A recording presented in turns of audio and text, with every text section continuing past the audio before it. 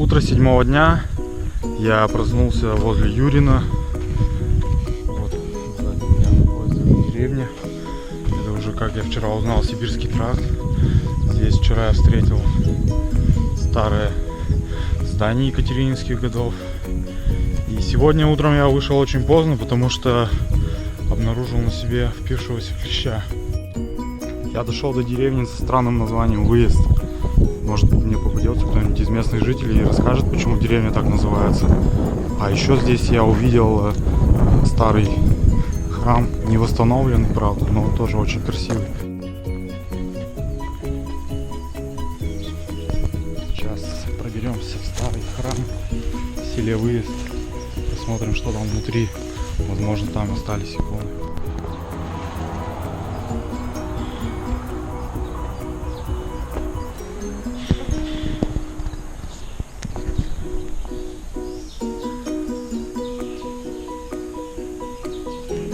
Эй!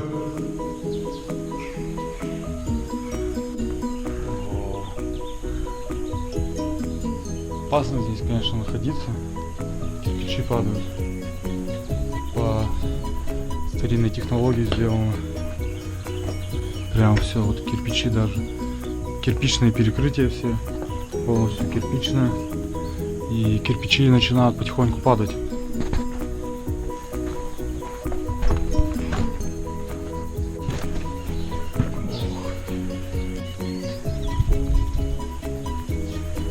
Я попробую забраться наверх. Вот, ну я поднялся чуть повыше на верхний ярус. Вот отсюда такой прекрасный вид открывается на древний Выезд.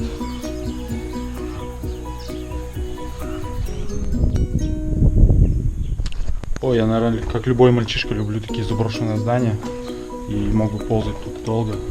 К сожалению, время уже поджимает, и поэтому мне приходится идти дальше. Я дошел до села Кикбаево, сейчас попробую познакомиться с кем-нибудь из местных жителей, чтобы они мне рассказали о своем селе. У них здесь в Кикбаево вот такая вот доска почета. Само село Кикбаево, да, вот здесь у нас есть Кикбаево, Сигаево, да, это в Саратовском районе. Здесь вот тюркское идет происхождение, это вот прямо чувствуется, ну, да? Да, вот. да. И поэтому вот здесь очень бытует у нас легенда о том, что здесь места эти когда-то принадлежали Кикбаю. А кто такой Кикбай? У нас документальных свидетельств тоже нет. Проходя село Кикбаево, одна работница Дома культуры предложила мне посетить и Дом культуры, посмотреть музей, встретиться с учительницей из школы.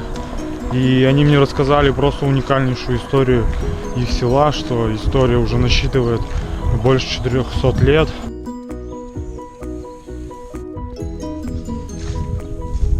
Михайло-Архангельская церковь, село Кикбаево, 804 года постройки.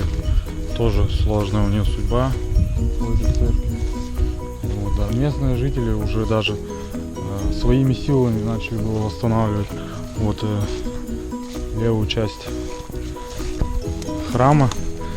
Но прокуратура наложила на них штраф, потому что это памятник, исторический памятник.